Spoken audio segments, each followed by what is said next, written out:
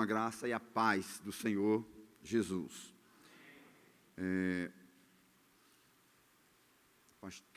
Pastor Diogo falou que, de fato, eu sou filho dessa igreja.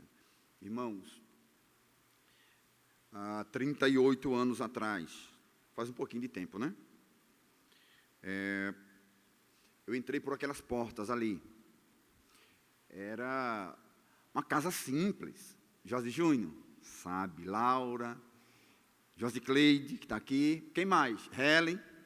Quem mais do tempo? Só? Quem é? Estou vendo aí, está de máscara. Carminha. Está de máscara. Cida, é? Aparecida. Estou vendo. Carminha. Oneide. 38 anos atrás, irmãos. E eles já estavam aqui. A minha mãe Naí, cadê minha mãe Naí? Está ali, minha mãe Naí. Nossa mãe. A minha mãe foi a primeira, queridos, a vir aqui. Deixa eu dizer uma coisa para vocês. Pastor Enoque aqui falou da história da igreja. E eu não posso de maneira nenhuma deixar de falar da grande missionária irmã Natécia. Nós chegamos aqui para morar aqui em Pirangi, nessa casa que minha mãe ainda mora aqui, nessa casa aqui da esquina aqui, Avenida Poços de Caldas, 3002.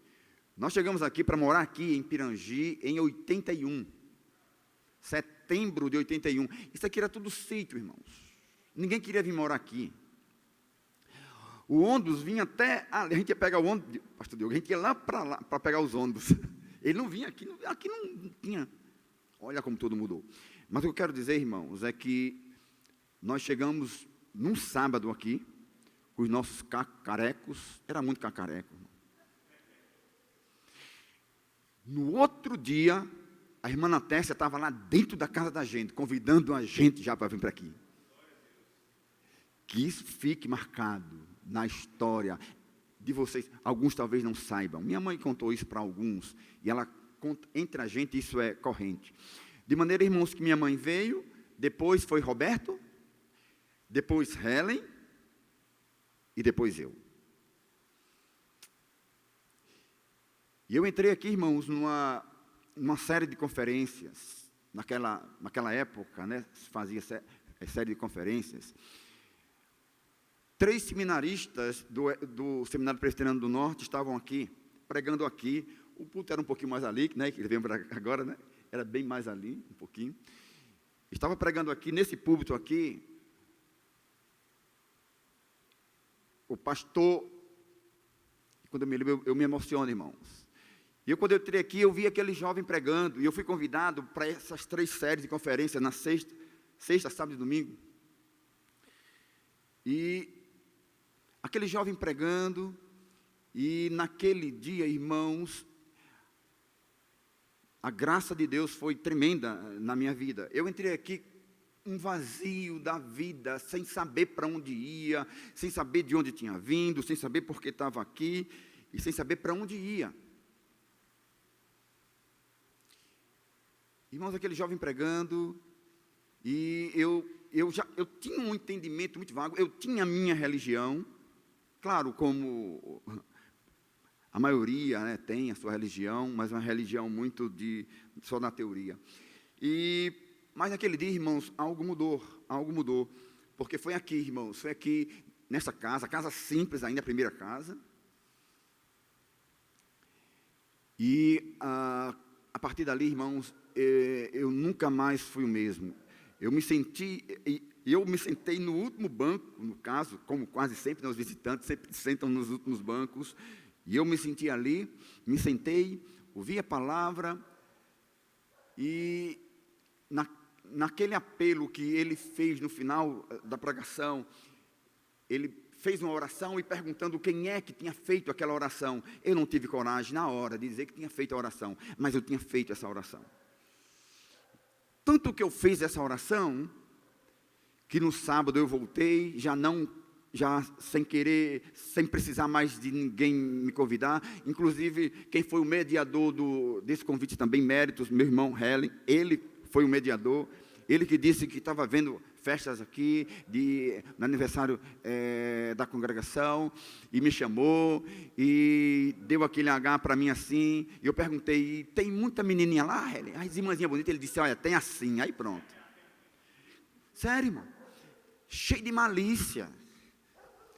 Nesse tempo, eu vou dizer a minha idade, que eu vou dizer também a idade de Jorge Júnior, ele está ali, eu também vou dizer a idade dele. Porque quando eu cheguei aqui, Jorge Júnior foi o presidente da mocidade aqui, da UMP. Quando eu cheguei aqui, ele era o presidente, e Deus usou muito esse irmão que está aqui, de forma muito tremenda, irmãos, muito tremenda. De maneira que, quando eu chego aqui, então, e na sexta-feira, eu volto o sábado, volto no domingo, e não parei mais de vir, irmão. Nesta época, Vera está aqui, Vera Souto, o dirigente dessa congregação era o presbítero Paulo Souto. E aquele jeito dele, de Paulo, não esqueço. E quando foi um culto, ele fala aqui de público, ele diz, temos aqui entre nós um jovem que ele fez sua decisão, só que ele nunca tomou a decisão de vir aqui à frente, e eu dizendo, rapaz, esse jovem está parecendo comigo. E eu dizia, está parecendo comigo mesmo, quem é ele? Aí Paulo Souto, aquele jeito despojado dele, quero convidar aqui o irmão Renato para vir aqui à frente, quase que eu tremo. Eu digo, como é que é? Isso mais ou menos, irmãos, eu estava com um mês e alguma coisinha, que eu estava vindo direto. E alguém perguntou, quer que eu vá com você? Eu digo, que isso? Eu não tomei essa decisão? Não, eu vou. Eu vim tremendo, mas vim. E foi aquela alegria, porque nessa hora eu já tinha um envolvimento, já estava conhecendo mais ou menos o pessoal, principalmente a mocidade, e irmãos, de maneira que foi algo muito tremendo, e que pouco a pouco essa palavra da graça de Deus, dessa salvação, da graça de Deus, veio na minha vida, irmãos, no momento certo, e veio do céu, preenchendo os meus vazios, tirando, irmãos, as incertezas, principalmente a grande dúvida, para onde eu vou depois daqui. Eu tive certeza, irmãos, eu sabia para onde eu ia, porque aquele que estava me chamando, ele disse, você não é capaz, mas eu sou capaz, eu vou te pegar pela mão, e eu vou te levar até ao dia final. E não parei mais, irmãos. Logo, irmãos, foi em outubro essa minha experiência de 83. E quando foi no final do mês, 2 meses e meio, irmãos, eu tinha lido os 27 livros do Novo Testamento. Foi uma sede muito grande que Deus me deu da palavra de Deus. Eu recebi uma Bíblia menor de que essa aqui, da irmã Exilene. Exilene foi uma bênção na minha vida.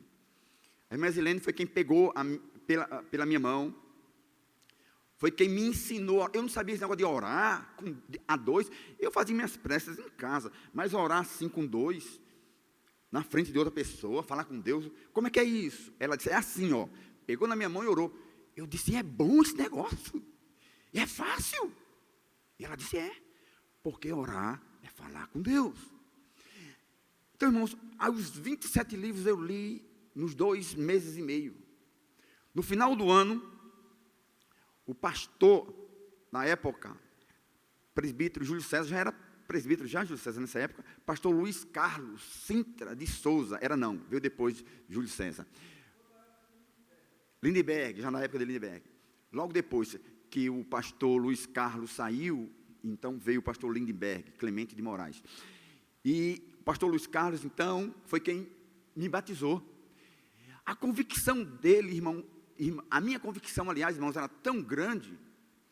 O pastor Luiz Carlos viu e disse, o que é que está faltando para tu ser batizado? Porque eu conversava com ele, coisas da palavra, que parecia até que eu já sabia de muito e muito tempo, parece, né? Ele dizia assim, parece que tu é crente há muito tempo, Renato. Leitura da palavra, irmão. Somente graça pura, graça de Deus. E aí foi quando o pastor Luiz Carlos então me batizou, no final de 83, ele me batizou. E aí ele olhou para mim um dia e disse: Renato, rapaz, tu dá para ser um pastorzão, viu? Eu digo: o que é isso, homem? Ser pastor? Irmãos, e aquela palavra foi mais e mais tomando forma, de maneiras que, no começo de 84, o presbítero Paulo Souto, ele fez uma prática aqui que me pegou. Ele abriu na escola dominical treinamento para quem quisesse, para pregador, para quem quisesse pregar. Quem quer aprender a pregar, ou quem quer pregar? Eu dizia: rapaz, eu não sei o que é isso, então eu quero. Levantei minha mão. E aqui na escola dominical, irmãos, ele dava 10, 15 minutos. Jorge Júnior lembra dessa prática? 10, 15 minutos. Eu vim tremendo, mas com a vontade muito grande de dizer do que eu estava aprendendo, do que eu estava descobrindo, e dessa paz, dessa alegria incontida que estava em mim, não poderia ficar em mim, não poderia. Esta era a ideia, esta era, claro, hoje eu sei, a ação sobrenatural do Espírito Santo de Deus, irmãos, trabalhando na minha vida. Pecador. Para vocês terem uma ideia, irmãos, eu sou de uma família de cinco filhos. Eu sou encostado mais velho, o mais velho é Roberto. Eu sou encostado o mais velho. Aí vem Ricardo, Roberto e vem Helen, é o caçula. Para vocês terem ideia, de nós 5 irmãos, eu era a ovelha perdida da família. Logo cedo eu saí para aventurar. 12, 13 anos, aprendi a fumar, a beber, por causa das amizades que a gente teve e a gente pega, e o grupo, para a gente ser aceito, a gente tem que fazer o que eles fazem, senão a gente não faz parte do grupo. Eu aprendi a fumar, a beber. O mundo de casa, saía para as festas, era metido a Dom Juan, e sempre saí para as festas. Os meus irmãos, outros, todos dentro de casa.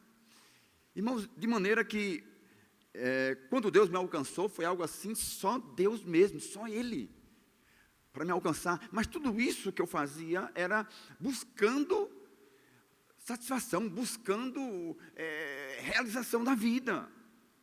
Claro que é isso, porque nós fomos criados para isto. E a gente busca. E a gente sabe que enquanto a gente não encontrar Deus, a gente não vai ser satisfeito. E Deus me satisfez, irmãos. O Evangelho me satisfez, tem me satisfeito. E tem preenchido vazios que eu procurei na bebida, em festas, no cigarro, namoradas, namoros promíscuos, sem compromisso nenhum. E Deus me chamou, irmão, para um ministério. Tentei ir para o seminário do Norte, presbiteriano do Norte. Na época, eu fui apresentado ao presbitério Potiguar. O presbitério Potiguar atestou a minha vocação, mas na época em que eu fui indicado, que eu fui examinado, no caso, pelo presbitério, nesta mesma época, foi na época, irmãos, tumultuada. Foi na época, então, que o pastor Luiz Carlos deixou a igreja presbiteriana do Alecrim, às pressas, foi para outro ministério. Eu fiquei praticamente no presbitério só. Foi uma surpresa para mim, novo convertido, isso com 3 anos de fé, partindo para o 4º ano de fé.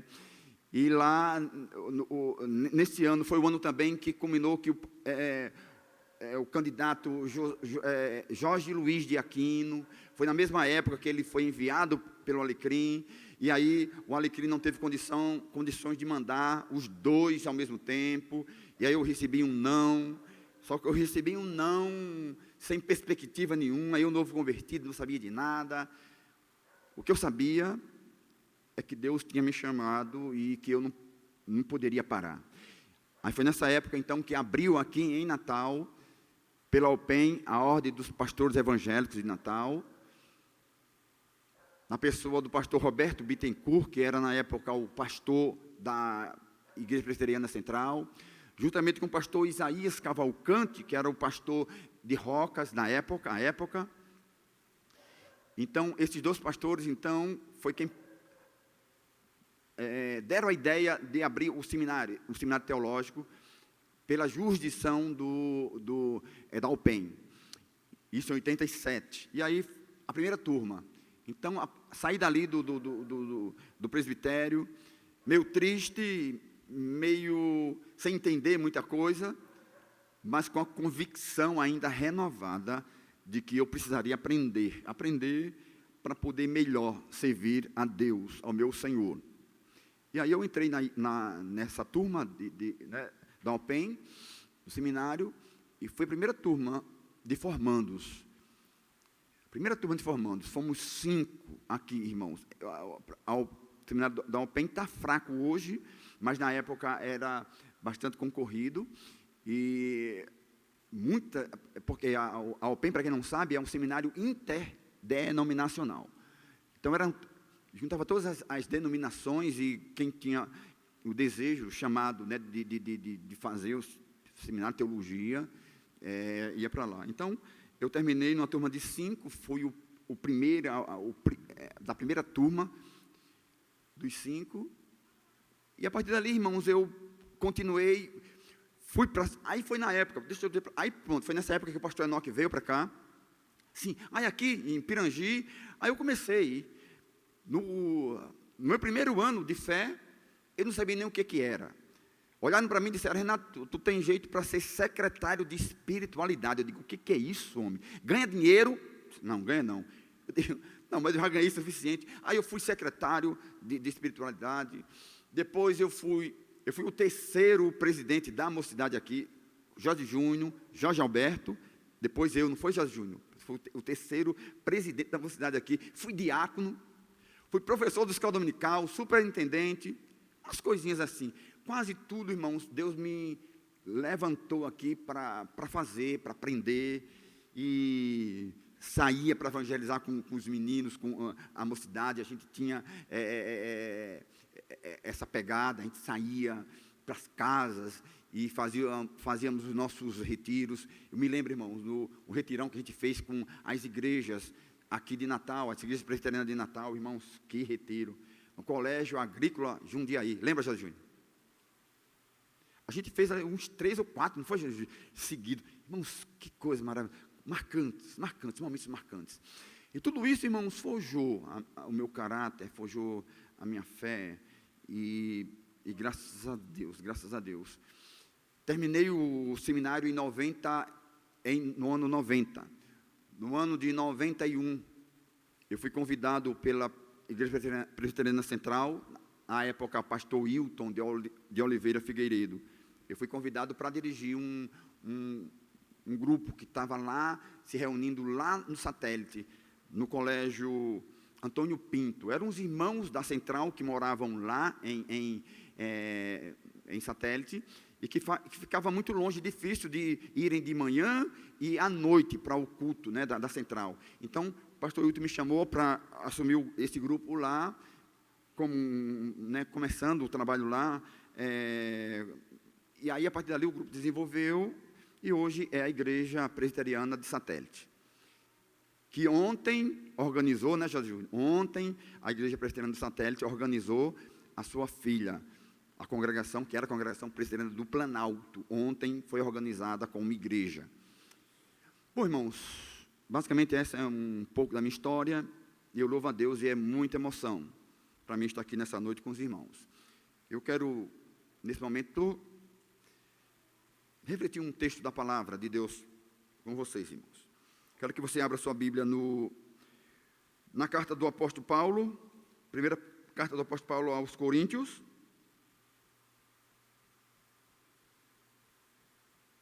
Primeira carta do apóstolo Paulo aos Coríntios, queridos.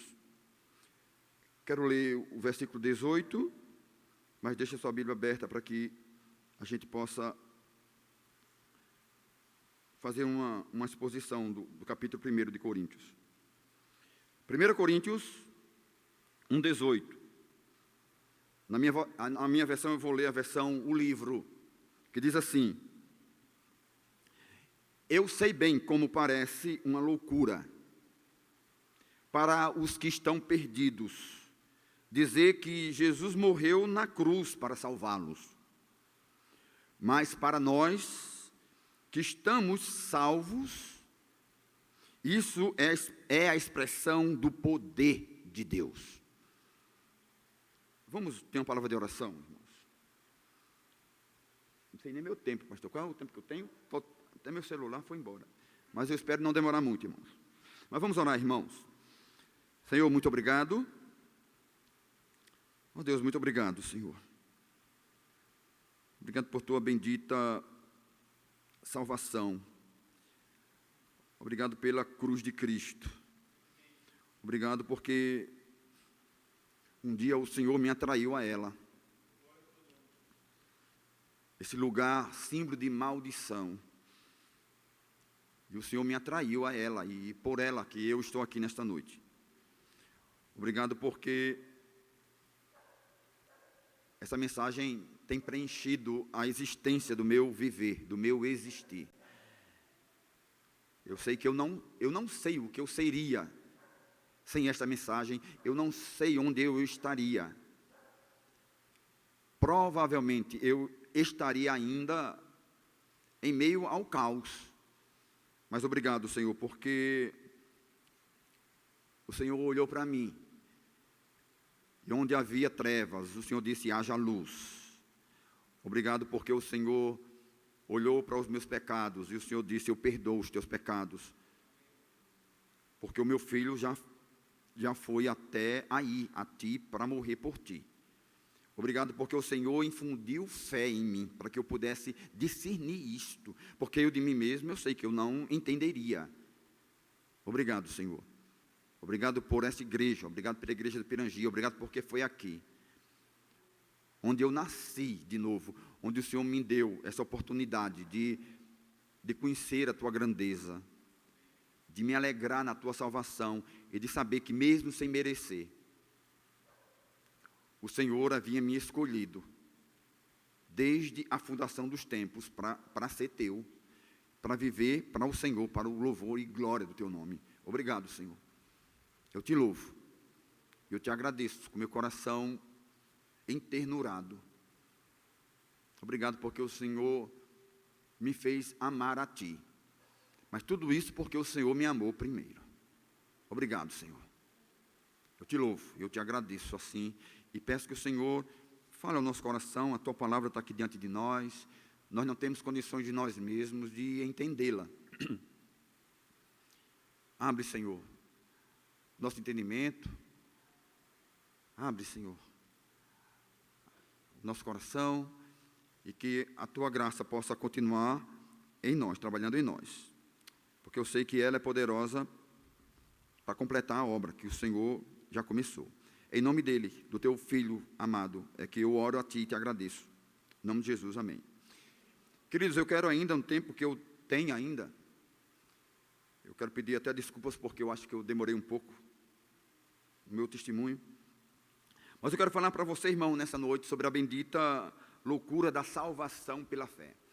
Esse é o tema que o Senhor propôs no meu coração, falar com você nessa noite, e eu quero dizer para você que não foi fácil, porque eu estou fazendo a exposição lá em Nova República, eu estou expondo o livro de Gênesis. Que diferença, pastor Diogo? Aí Deus me trouxe aqui para 1 Coríntios. Aí quando eu sento ali, o irmão copiou ali, que bom, rapaz, olha que coisa. Cuidado, meu irmão, não vai ser aí, plagiar aí, vai depois, tem que pedir a mim para... Aí falando com o pastor Diogo ali, irmãos, ele falou que ele vai começar a expor o livro de 1 Coríntios aqui com vocês. Escola bíblica, né, pastor? No culto também. Então ele disse, pastor, faz a introdução, eu vou fazer a introdução e o pastor Diogo vai ajeitar o resto, né? Eu vou deixar aqui vou abrir aqui algumas crateras aqui, irmãos. Irmãos, em resumo, os comentaristas e eruditos estudiosos da Bíblia, eles dizem que nessa primeira carta de Coríntios, o apóstolo Paulo a escreve quando ele estava em Éfeso, e isso por ocasião da sua terceira viagem missionária. E nela, o apóstolo Paulo, ele vai tratar especificamente de alguns problemas que estavam existindo naquela igreja. E aquela igreja estava enfrentando alguns problemas, tais como dissensão, imoralidades, problemas quanto à forma de culto, de adoração pública a Deus, e da confusão sobre os dons espirituais. Por incrível que pareça, esse não sei se é um bom problema, mas é o problema de toda igreja que cresce. Toda igreja que cresce é assim. Segundo registra o historiador Lucas, em Atos 18, 1 ao 11, Paulo, irmãos, é quem implanta essa igreja do Senhor aqui na cidade de Corinto. A cidade de Corinto é uma cidade de muita estratégia. Uma cidade metropolitana, portuária, assim, um crescimento muito grande, desenvolveu muito aquela cidade. Então o apóstolo Paulo, como sempre, ele tinha essa visão de implantar igrejas estratégicas. Então o Senhor o levou para ali. E ele chega ali, e ele então começa esse trabalho ali. Ele implanta a igreja do Senhor ali. E o faz, irmãos, por ordem e inspiração divina. E ele faz com toda a sabedoria, com autoridade. Autoridade de um pai espiritual. É assim que ele escreve esta bela carta. Inclusive, a sua segunda carta, ele vai tratar sobre a sua autoridade, porque a própria autoridade dele estava sendo questionada. O Dr. Warren Wiersbe, ele fala, irmãos, ele mostra-nos que esse primeiro capítulo de Coríntios, que ele pode ser dividido da seguinte maneira. E eu vou pegar aqui carona nesse gigante. Eu não sou bobo, né, pastor Diogo? Eu vou pegar carona aqui. Porque essa divisão eu achei muito massa. Porque a divisão, segundo o Dr. Warren, o 1 Coríntios tem uma recomendação, faz uma exortação e uma explicação. Assim eu quero então seguir esse roteiro. Em primeiro lugar, o apóstolo Paulo, ele faz uma recomendação àquela igreja. Logo após, ele, como sempre ele faz em suas cartas, ele se apresenta, ele diz quem ele é. Paulo, versículo 1, ele diz: Paulo, é pela vontade de Deus que me chamou para ser apóstolo de Jesus Cristo, e ele está com o irmão Sóstenes. Esse irmão Sóstenes aqui, os comentaristas dizem que provavelmente era um dirigente da congregação, da sinagoga, e esse cara aqui, ele se converte, e agora ele está junto com Paulo.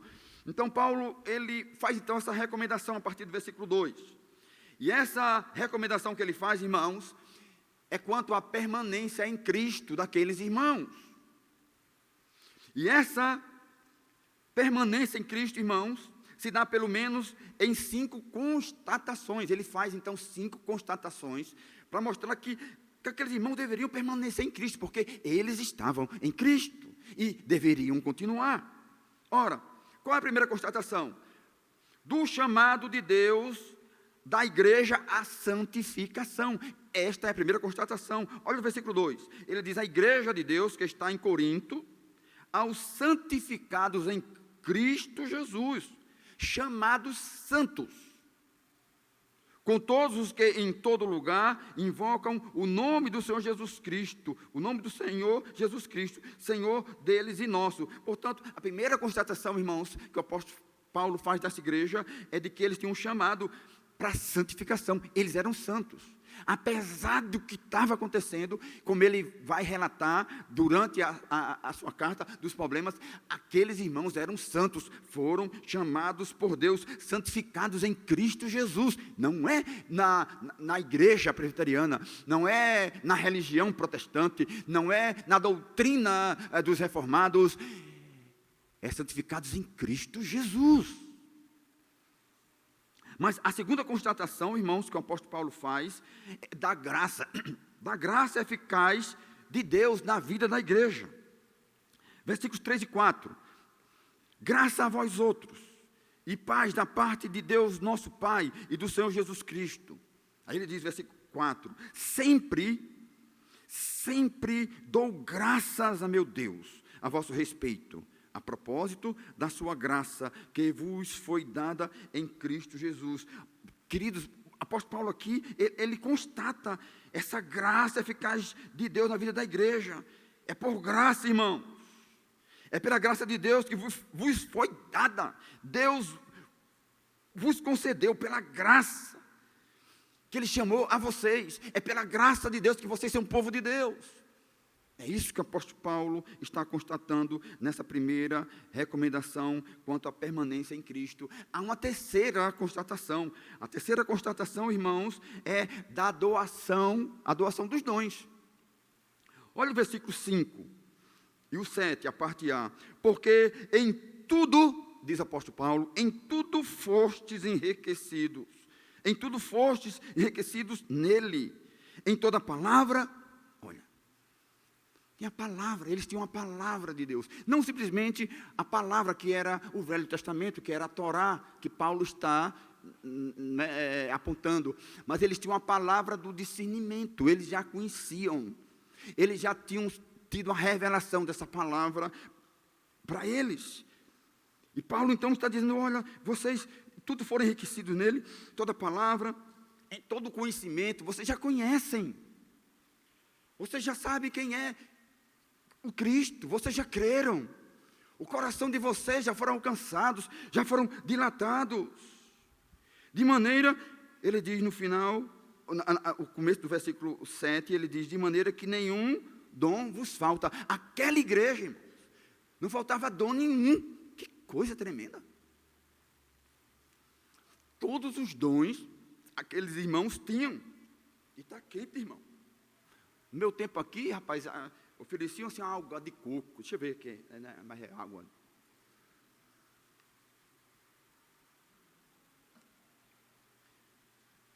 A constatação, irmãos, que o apóstolo Paulo faz, então, a terceira é da doação dos dons de Deus àquela igreja. Mas há uma quarta constatação.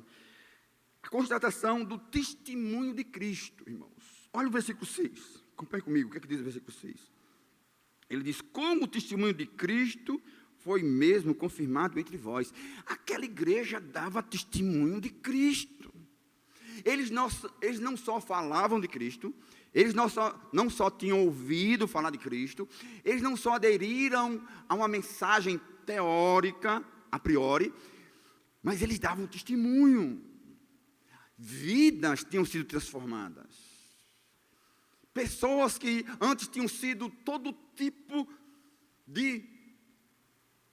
tinham cometido todo tipo de impiedades, antes, agora estavam andando segundo a piedade e segundo a santidade, segundo o caminho do qual Deus chamou a sua igreja, que é o caminho da santidade. E por fim, irmãos, a quinta constatação que o apóstolo Paulo, nessa recomendação, ele faz aos coríntios quanto à permanência em Cristo, é do chamado da esperança, eu chamo o chamado da esperança irrepreensível em Deus.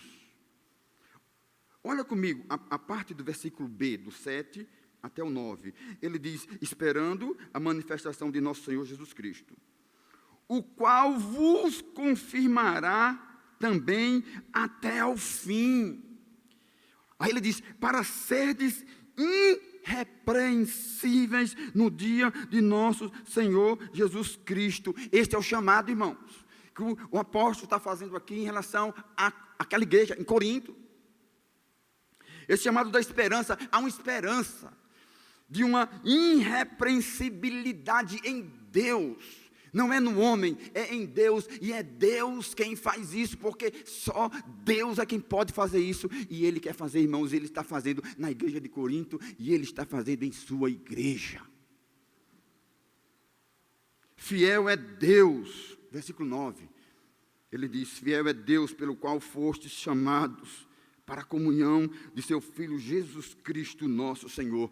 Deus é fiel, irmão, não a mim. Paulo está dizendo que Deus não é fiel à igreja de Corinto, Deus não é fiel a um grupo de irmãos, não, Deus não é fiel ao pastor, Deus é fiel aos seus propósitos, porque Deus tem propósitos eternos, decretos, que ninguém o impedirá de agir, de acontecer, Porque agindo Deus, quem impedirá?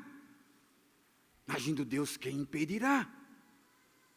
Mas em segundo lugar, irmãos, a segunda divisão do capítulo 1 de Coríntios é a exortação.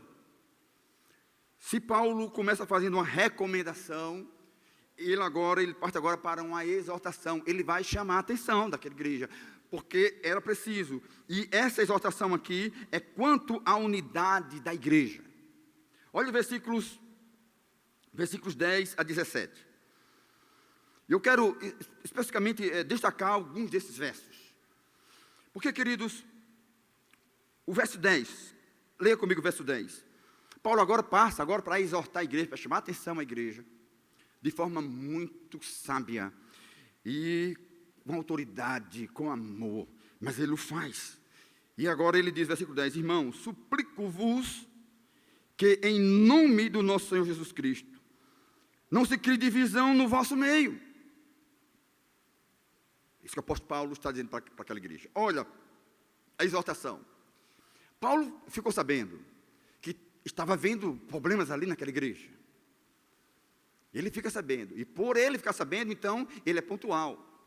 Então, agora ele vai dizer, irmãos, o que a gente percebe aqui é que havia uma posição de divisão pecaminosa entre os coríntios, na vivência como cristãos. E a gente percebe o que eles começam a dizer. Uns começam a dizer, eu sou do partido de Paulo. Uns diziam, não, eu sou de Cefas. Outros diziam, não, eu sou de Apolo. E outros então diziam que eram de nenhum.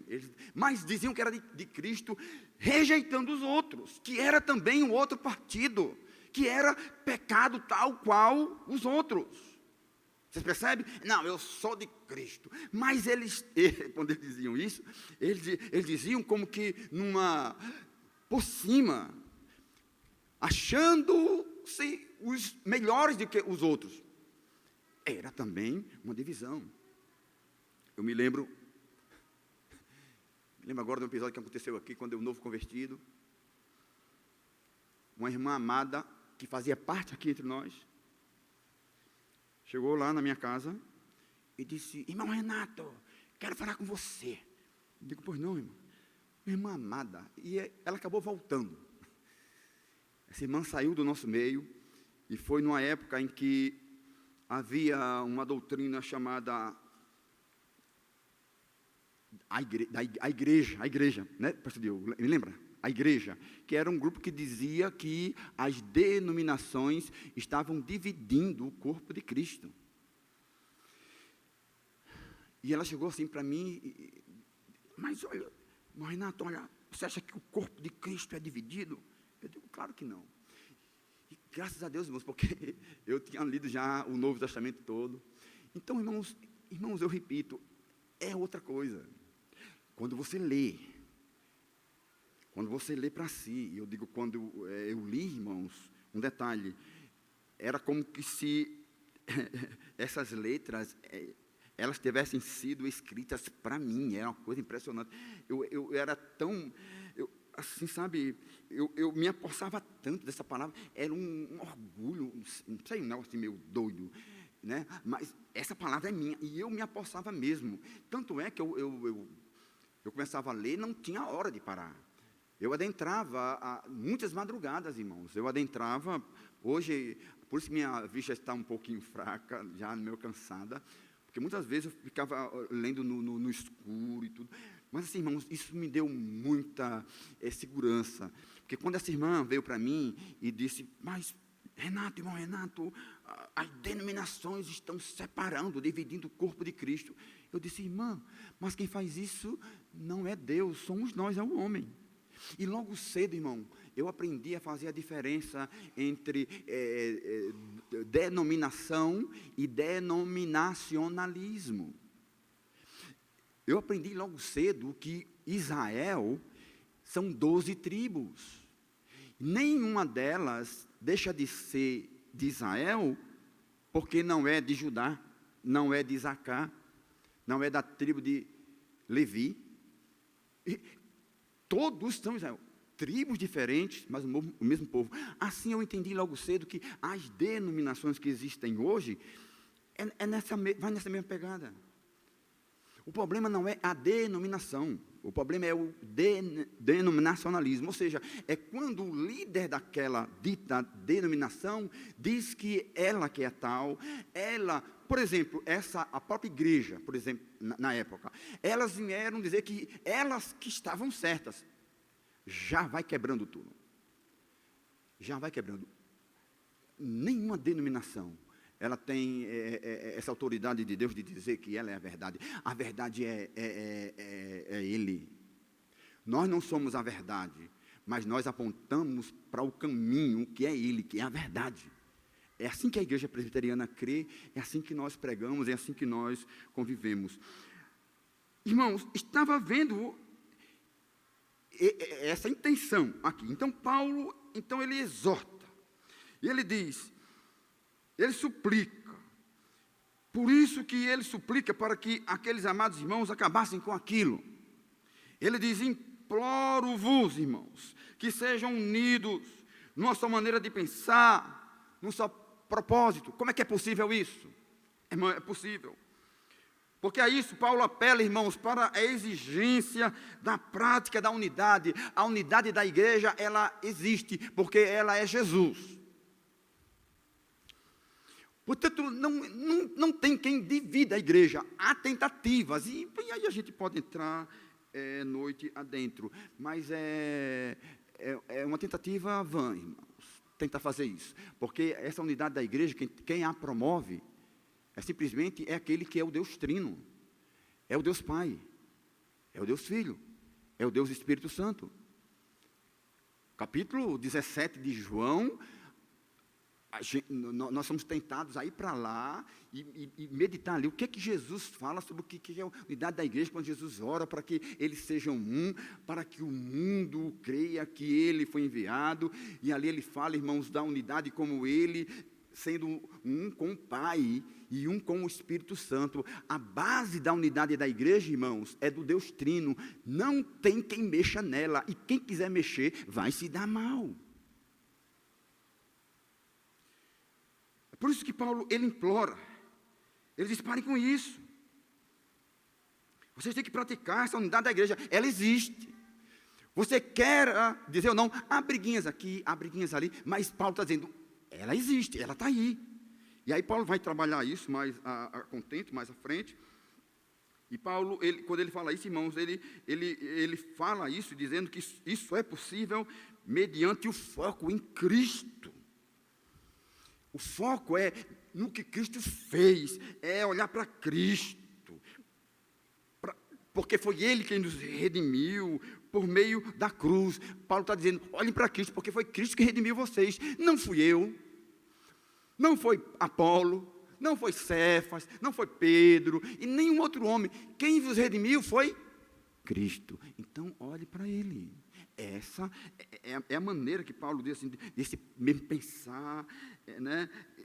Mesmo o propósito, é olhando para Cristo, porque quando todo mundo olha para Cristo, a gente pode até pensar diferente. Me lembro bem que na época, né, que quando eu cheguei aqui, eu fui muito inquiridor, irmãos. Eu sempre, onde eu cheguei, eu sempre procurei perguntar, saber, e sempre dizer o que eu pensava, sempre. E quantas vezes aqui na reunião, né, já de mocidade, a gente discutia coisas diferentes, mas o mesmo propósito. O propósito era servir melhor a Deus, fazer o melhor para Deus, mas pensávamos diferentes, mas no final, tanto é que hoje, né, temos frutos daquele trabalho, com certeza, Deus fez muitas coisas. Mas a partir, irmãos, do versículo 11 a 17, nesses versos medianos, o apóstolo, ele vai arrazoar o quanto ele, Apolo, Cefas, não são nada. Ele vai dizer, não somos nada, mas é Cristo que enche tudo e está em todos. Então ele termina, irmãos, esse parágrafo afirmando algo muito tremendo. Ele termina esse parágrafo dizendo que Deus o levou ali, não foi para batizar, mas para ser um expositor fiel da mensagem do Evangelho de Cristo, tendo como base e centralidade de sua mensagem a cruz de Cristo. A cruz de Cristo. Ou seja, mais uma vez, ele está voltando, irmãos, para aquela igreja, está colocando como o fundamento para que haja unidade, para que haja prosperidade, para que haja crescimento, para que a glória seja de Deus e não do homem. E esse é o propósito para o qual o apóstolo Paulo está fazendo esta exortação. Mas em terceiro lugar, irmãos, ele termina seu primeiro capítulo da sua primeira carta, dando uma explicação. Essa explicação, irmãos, é de como acabar. Ele agora vai entrar em alguns detalhes de como acabar com aquilo, como acabar com essa divisão. Versículos de 18 a 31. E então, logo após essa recomendação, e chamar a atenção da igreja, então Paulo ele dá 3 explicações, ou orientações, por assim dizer, para que aquelas divisões fossem desfeitas. Veja comigo. Primeiro, versículos 18 a 24. Ele introduz, então, a fundamentação, a natureza da mensagem da cruz. Ele vai aprofundar isso a partir do capítulo 2, sobre a natureza da mensagem da cruz. Mas, versículo 18 ao 24, Paulo, ele introduz. Ele cita, e para tanto, ele cita Isaías 29, 14. Olha o versículo 18, leia comigo, foi o versículo que a gente leu. Paulo diz, certamente a palavra da cruz é loucura. É loucura para os que se perdem. Mas para nós que somos salvos, é poder de Deus. E aí ele cita agora Isaías 29, versículo 14. Quando Isaías diz, destruirei a sabedoria dos sábios e aniquilarei a inteligência dos instruídos.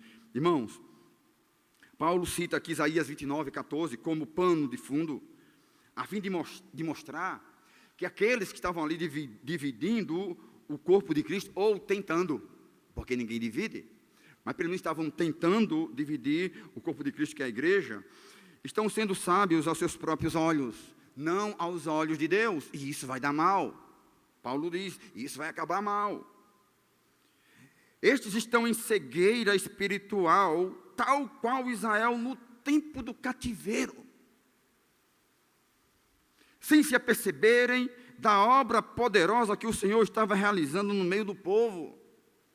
Naquele tempo, Israel também estava sendo levado cativo, e há uma resistência muito grande, porque o profeta Isaías está dizendo que aquilo iria acontecer, era preciso acontecer, porque eles tinham sido desobedientes a Deus, e era uma disciplina de Deus, mas muitos não estavam aceitando isso como disciplina, e brigavam contra os profetas, e desfaziam, e levantavam motim, e falsos profetas se levantaram nesse contexto, e levando muitos ao engano e ao erro.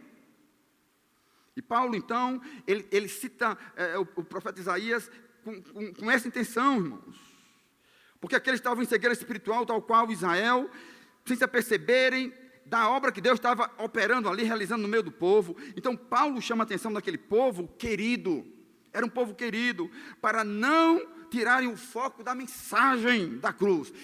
A mensagem, Paulo diz, vocês têm que olhar para a cruz. Porque se vocês não fizerem isso, Paulo diz, vocês correm o risco de perecerem na sua estutícia, achando-se sábios. Vocês serão loucos. É por isso que Paulo diz que para aqueles que perecem, a mensagem da cruz é loucura. É loucura. Os judeus olhavam para a cruz e diziam, que coisa louca é essa? Porque o próprio Deus, no livro de Deuteronômio, olha, como é que se vai entender isso? O próprio Deus disse que aquele que fosse levantado no madeiro era maldito. Como é que agora vem uma turma dizendo que eles serão salvos mediante a fé naquele que foi levantado no madeiro e morreu? Isso para o judeu era loucura, não tinha como entender. A razão humana, a religião não concebe essa ideia. Os gregos ficavam pavorosos, porque os gregos eram muito sábios, muito analíticos, muito racionais. Olhavam para a cruz e diziam, isso é fraqueza. Como é que um Deus morre numa cruz? Loucura também para os gregos. Mas Paulo diz, mas para nós que cremos, que passamos a experiência, que tivemos um encontro com o Nazareno vivo, que morreu, mas está vivo, é poder. Mas, irmão, só quem tem um encontro. Quem tem um encontro entende a linguagem do Espírito, está entendendo o que eu estou falando. Mas quem não nasceu, isso é loucura. É loucura. Você chegar para um psiquiatra e você dizer que teve uma experiência com Jesus, que agora você mudou, e de repente você agora, que você era tão amarrado, você só queria dinheiro para você, e agora você começa a querer ajudar o próximo, como São Francisco fez. São Francisco de Assis, cara rico, e agora herda uma herança tamanha, sem tamanho, e agora ele distribui aos pobres. Como é que é isso? Na época, o Papa olha para Francisco e diz: Francisco, você está ficando doido, meu filho? O Papa. Sério? Olha lá, está na história. Aí ele diz que o Papa chegou para São Francisco e diz: veja, Francisco, como a igreja é poderosa, como ela tem ouro, como ela é cheia de posses e tudo. Aí Francisco disse para o Papa e diz: hoje a igreja tem poder material, mas lhe falta o poder espiritual para dizer ao cego: toma tua cama e anda. Diz que os historiadores apontam essa coisa. É loucura, irmão. Tem alguns religiosos, muitos não entendem isso. Muita gente boa, de QI elevado, mentes brilhantes, não entende isso.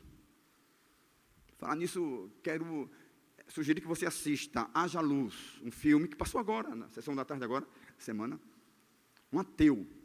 O cara nos Estados Unidos, ele vivia destroçando os religiosos, né? Ele destroçava a fé dos religiosos. Era um ateu. E aí, ele tem um acidente, ele passa 4 minutos só, 4 minutos morto. Clinicamente, os médicos atestam 4 minutos que ele morreu. Parou. E ele tem uma experiência pós-morte. E aí ele tinha perdido um filho, e nessa experiência pós-morte, ele vai do outro lado, ele que não cria nisso, ele ganhou fortunas de dinheiro, pregando exatamente o contrário, que isso não existia. Negócio de experiência espiritual de Deus, Jesus, vida pós-morte, até que ele teve a experiência. É dessa forma, irmão. C.S. Lewis também, né, pastor Diogo? C.S. Lewis também tem essa mesma experiência, de ateu, se converte e passa a ser pregador da palavra de Deus. É loucura, irmão. Se não tiver experiência, é loucura. O apóstolo Paulo, então, ele diz isso, ele fala. Mas, em segundo lugar, irmãos, a segunda orientação que ele faz dessa explicação no caso, que ele dá quanto de como acabar com as divisões, olhando essa fundamentação da natureza da mensagem da cruz, mas também evocando agora a vocação paradoxal dos santos. Olha que vocação. O que é que eu chamo de vocação paradoxal? Versículo 26 a 29, Paulo usa 3 paradoxos. 3 paradoxos. Versículo 26 a 29. Olha o que é que ele diz. Ele diz: irmãos, reparai, pois, a vossa vocação, visto que não foram chamados muitos sábios segundo a carne. Não foram chamados muitos sábios. Os primeiros discípulos de Jesus, irmãos, a maioria deles eram o quê? Pescadores. Eram semi-analfabetos. Ele que veio um pouco depois, com um pouco mais de cultura, tinha um Lucas também que tinha, né, uma formação acadêmica superior, mas a maioria absoluta, todos simples. E ele está fazendo menção disso. Nem muitos poderosos, muitos de nobre nascimento. Pelo contrário, olha os paradoxos agora, irmãos. 3 paradoxos. Deus escolheu as coisas loucas do mundo para envergonhar os sábios. As loucas para envergonhar as sábias. E escolheu as coisas, outro paradoxo, fracas do mundo, para envergonhar as fortes. E Deus escolheu as coisas, outro paradoxo, terceiro, as coisas humildes do mundo, e as desprezadas, e aquelas que não são, para reduzir a nada as que são. Tudo isso, diz Paulo, para quê? Ele termina dizendo: a fim de que ninguém se vanglorie na presença de Deus. Irmãos, a glória é dele, a glória é de Deus. E Deus diz, a minha glória eu não darei a nenhum outro. A glória é de Deus. A salvação é de Deus. A salvação vem de Deus. É mantida por Deus. Então, tudo Deus faz. O que é que a gente tem que fazer, pastor? Meu irmão, é só correr para o abraço. É só crer e correr para o abraço. Mas algumas lições a gente vai colocar daqui a pouco. Bom, então Paulo aqui, ele evoca essa vocação paradoxal dos santos, para saber, irmãos, que é Deus. Agora, em terceiro lugar, ele encerra o parágrafo agora apontando para o que realmente Paulo, segundo Paulo, vai acabar com essa divisão por fim.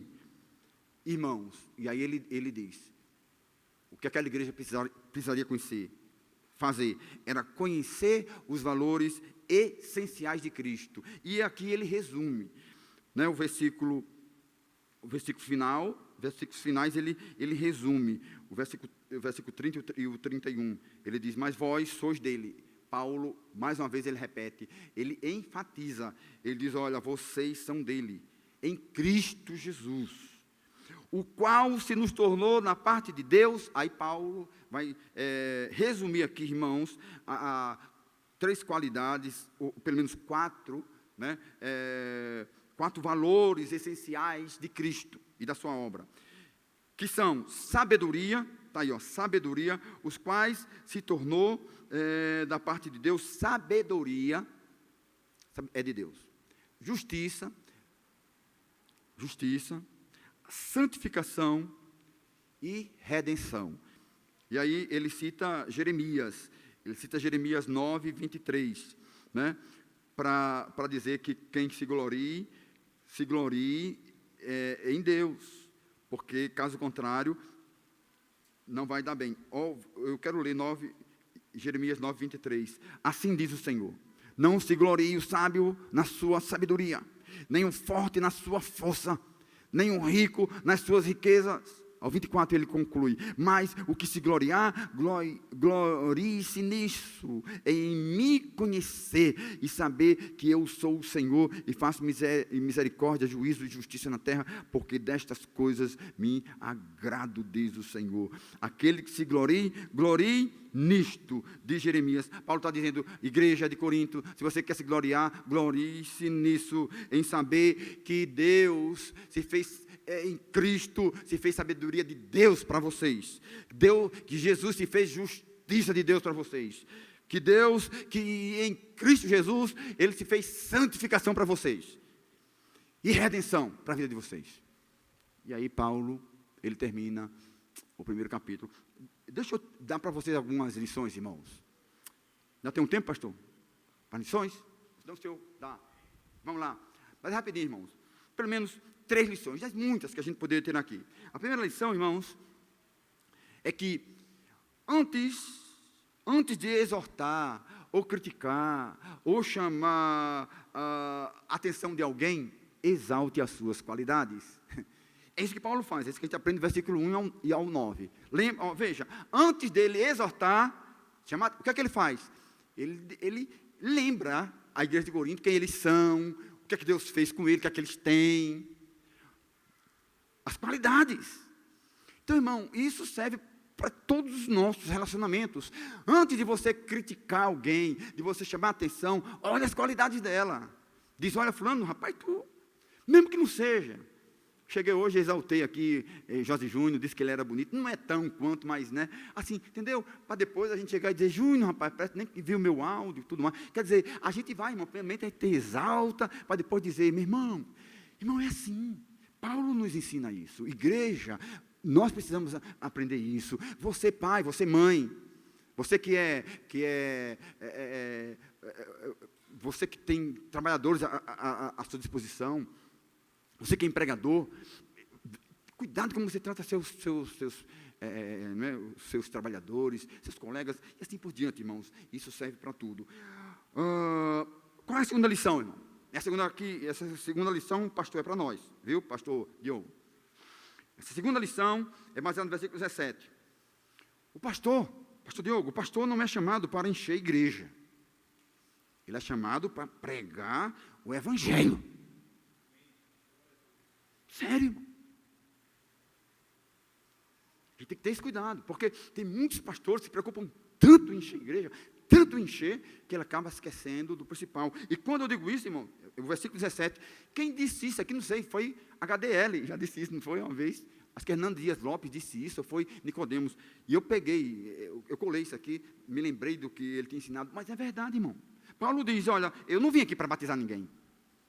Batizar quer dizer, sim, faz parte do ofício, mas para Paulo, ele não tinha, em essência, diga-se a priori, ele não tinha esse alvo de encher a igreja, de batizar, porque batizar implica nisso, em aumentar o número, e é natural. Claro que a igreja, naturalmente, ela cresce. Se tiver um ambiente sadio, cresce.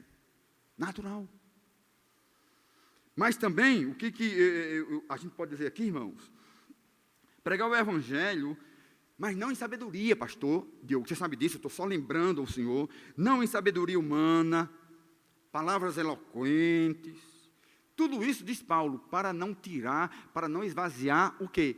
O poder da mensagem da cruz. Com quanto, irmãos? Por inferência, pastor Diogo, eu vejo isso aqui para mim e é para nós. Nós podemos dizer que o chamado do pastor tem que estar revestido de autoridade. E Paulo vai trabalhar isso na sua segunda carta.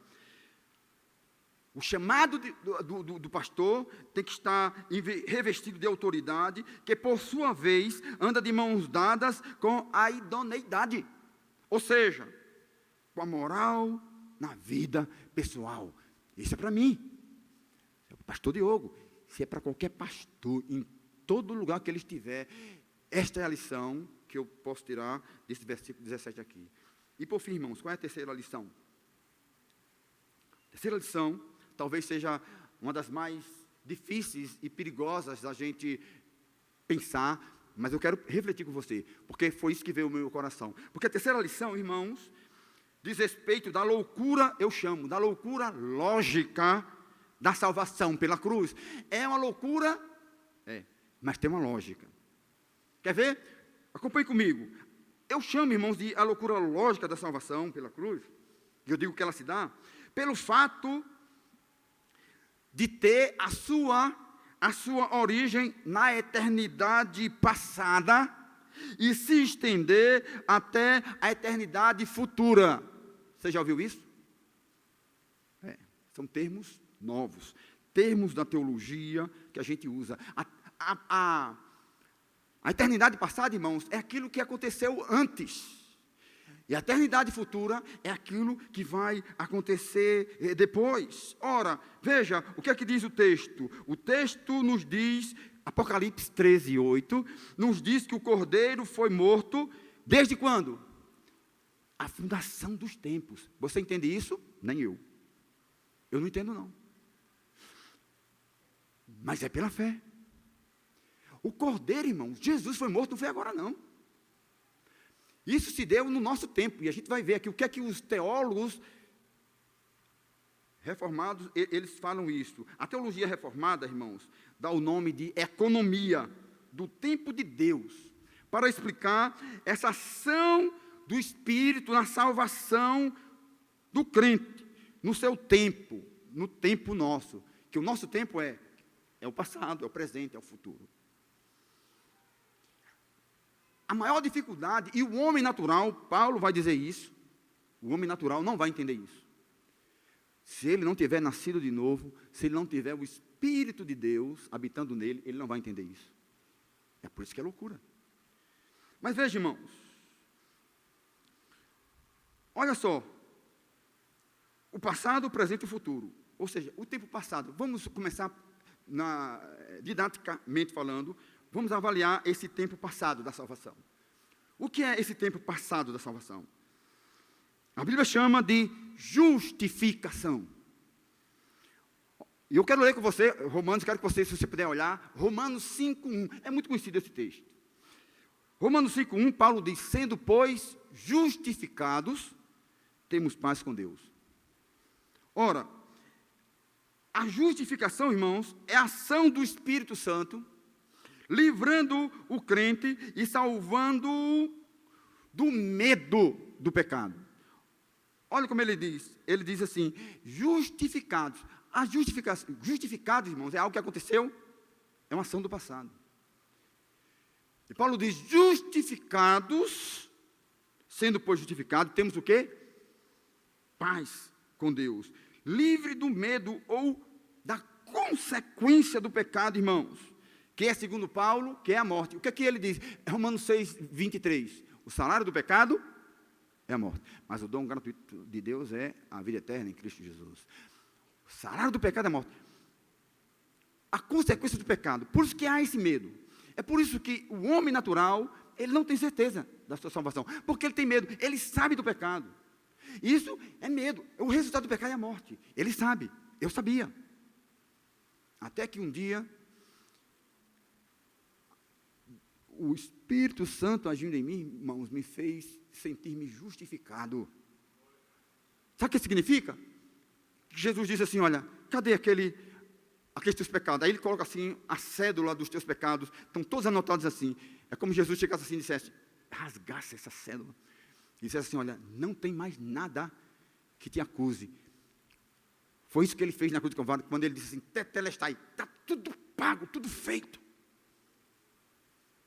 O teu pecado, o meu pecado, ele rasgou, irmão. Agora, cabe você confessá-lo. Claro, você tem que reconhecer o seu pecado, eu tenho que reconhecer o meu pecado, confessar e crer e dizer, obrigado, Senhor, porque tu vieste morrer por mim, eu não merecia. Justificação, irmãos. Esse é o tempo passado da salvação. Agora, o tempo presente. Lembre, nós estamos falando, irmãos, da economia do tempo de Deus, que a teologia reformada fala da economia do tempo de Deus. É o kairos de Deus com o cronos do homem. Como é que isso não se junta? Mas tem essa explicação no tempo e no espaço, porque o próprio Deus, ele nos orienta quanto a isso, e a Bíblia nos ensina. O tempo presente da salvação. O que é que a Bíblia chama do tempo presente da salvação? É a santificação, irmão. A santificação é o tempo presente em que Deus está operando a sua salvação. Ele operou no passado, Ele está operando agora no nosso presente, para nos levar para o futuro. Mas vamos ver a santificação. Eu gosto desse texto de Hebreus 12, 14. É muito conhecido. Hebreus 12, 14 diz o quê? Segui a paz com todos e a santificação, sem a qual ninguém verá ao Senhor. Irmãos, a santificação é a ação do Espírito agora no presente, livrando o crente de quê? Da influência do pecado. Percebe? No passado nós fomos livres de quê? Do medo, da consequência do pecado. O que geraria o pecado? Morte. Nós somos livres, nós somos justificados. No presente, nós estamos sendo salvos da influência do pecado. 1 João 5,18 diz que aquele que nasce de Deus não peca. Essa é uma tradução um tanto quanto exigente, porque é certo, não peca, porque João está ensinando, irmãos, que há pecados para a morte. Qual é o pecado para a morte? É aquele pecado em que o pecador não é um redimido, não é justificado, ele não foi perdoado. Então, esse pecado vai gerar morte. Mas uma melhor tradução que eu gosto é aquela tradução que diz assim: aquele que nasceu de Deus não vive na prática, ou não tem prazer em pecar. Porque o pecado na vida do crente é um incidente. Não é algo natural, ou não é algo normal, ou prazeroso, ou de sempre. É um incidente, irmãos. O pecado na vida do crente. É por isso que a gente peca. É por isso que o homem chamado na Bíblia de segundo o coração de Deus, pecou, e pecou feio. Lembra de Davi? Estou falando de Davi. O cara dá em cima da mulher do seu soldado, Urias, embucha a mulher de Urias, planeja a morte dele, pecou. Perdeu a salvação em nenhum momento. Conquanto Deus, o Espírito de Deus, importunou tanto, mas tanto, o Salmo 32 que eu diga. Ele diz, olha, enquanto eu não confessei o meu pecado, a mão de Deus pesava de dia e de noite. A minha alegria da salvação foi para o espaço. A alegria da salvação se perde. Esse é o ensinamento, irmãos, da teologia reformada. O crente salvo, ele não perde sua salvação, mas ele perde sua alegria de Deus, em ser em Deus. A alegria de estar aqui, perde a alegria de ler a palavra, perde a alegria de testemunhar. Pastores perdem a alegria de pregar no púlpito, abandonam, e assim por diante. Estão entendendo, irmãos? Agora o tempo futuro, deixa eu terminar com o tempo futuro. Perceba, irmãos, veja a loucura. Nós fomos salvos do medo do pecado, nós estamos sendo salvos da influência do pecado, e nós, agora no futuro, irmão, a Bíblia pode ir para o futuro. O que a Bíblia chama de salvação no futuro? Glorificação. Na glorificação, irmãos, é o tempo futuro da salvação. Eu gosto desse texto, agora para fechar, eu quero ler com você Romanos 8:30. Abra comigo, por favor, Romanos 8:30. Romanos 8:30, esse texto é muito massa, porque resume, irmãos, tudo isso que nós estamos falando aqui para você e falamos até aqui. Olha o que diz Romanos 8:30. Romanos 8:30 diz: e aos que predestinou, a estes também chamou, e aos que chamou, a estes também justificou. Olha só, tudo aqui. E aos que justificou, a estes também glorificou. Percebe? Perceba. E aos que predestinou. Pastor Diogo, o que é que eu entendo aqui com essa expressão? Eu acho que é o conceito mais simples que eu achei e amei. Aos que predestinou. Esses predestinou aqui, irmãos, está falando dessa eternidade passada. A predestinação é da eternidade passada. E também aponta para a eternidade futura. Não entenda isso, irmão. Não quero entender. Humanamente falando, a gente não tem condições de entender, não. É uma pálida explicação do que vem a ser predestinação, que muitos têm medo de falar. Muitos têm deturpado. Muitos têm ensinado errado. E muitos têm praticado essa doutrina também errada. E também dá nisso. Mas olha, o que é que ele diz? Aos que predestinou, a este também chamou. O que é chamou? Chamar, separar. O que é separar? Santificar. É o mesmo sentido. O que Paulo está dizendo aqui é que aqueles que Deus escolheu desde a eternidade, Deus chamou.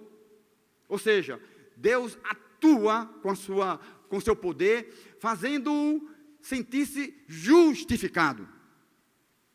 Ou seja, ele perde o medo da consequência do pecado. O medo do resultado do pecado. A estes que chamou, justificou, chamar é a santificação, que é Deus livrando o homem da influência do pecado, porque enquanto a gente estiver aqui, irmãos, nós teremos a influência do pecado. Mas eu louvo a Deus, irmãos, porque Deus nos chamou, e quando Ele chama, é Ele quem santifica, é Ele quem dá o poder da perseverança, mais uma vez, está dizendo. E aí, o versículo termina dizendo, aos que justificou, a estes também glorificou. Irmãos, isso é o que eu queria passar para vocês. Agora eu quero ainda, nesse momento, eu quero ainda cantar uma canção com vocês, que nós cantamos muito aqui, eu não sei quantos vão conhecer, quantos vão lembrar. Porque eu quero orar com você, você que está aqui, você que também está em casa nesse momento, talvez nos assistindo agora, né, por essa plataforma de transmissão, e você que talvez que vai nos ver depois, porque isso aqui vai ficar gravado aqui, né, no canal do YouTube, aqui da Igreja Presbiteriana do Pirangi, Facebook e YouTube, eu creio, e você vai ver, e eu quero orar por você daqui a pouco. Porque talvez, irmãos, nessa noite aqui, nós chegamos aqui, talvez tenhamos alguns aqui que ainda não discerniram bem essa mensagem. Talvez essa mensagem, a mensagem da cruz para você seja uma loucura. Você não entendeu ainda. Você acha que para você ser salvo, você tem que fabricar a sua salvação. Você tem que fazer por merecer a sua salvação. Você tem que barganhar. Você tem que fazer, tomar lá da cá, você tem que fazer para merecer. E isso é uma forma errônea de entender a salvação. Talvez você já tenha a sua salvação, mas você não está vivendo ela na sua plenitude, na sua alegria de ser. Quem sabe? E aí, eu quero convidar você para daqui a pouco orar. Mas eu quero cantar com você, chamar aqui a minha esposa Aldeísa, por favor, Aldeísa. Nós preparamos um cântico. O celular, Aldeísa, cadê? O celular está aí, né? Ela já deu? O celular, filha, para música. Está aí? Então,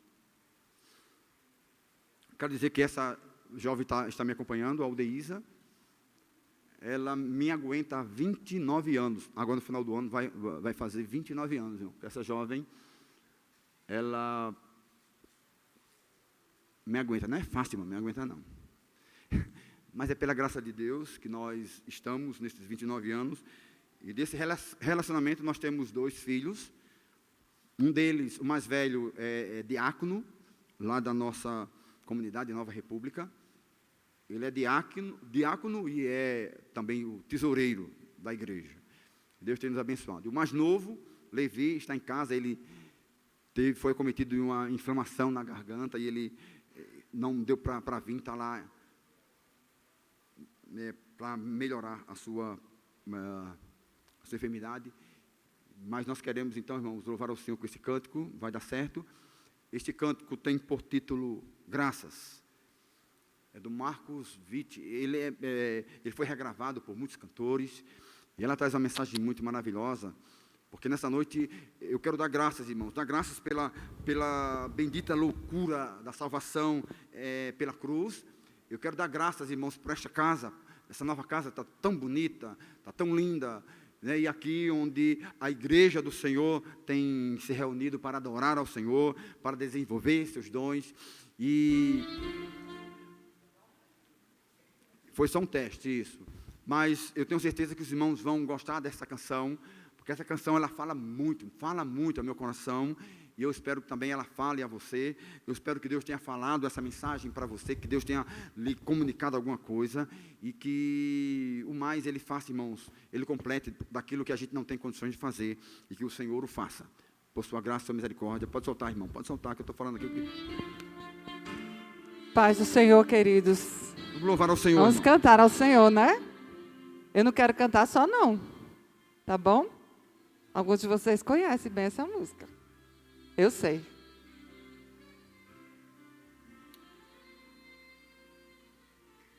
Pode aumentar um pouquinho.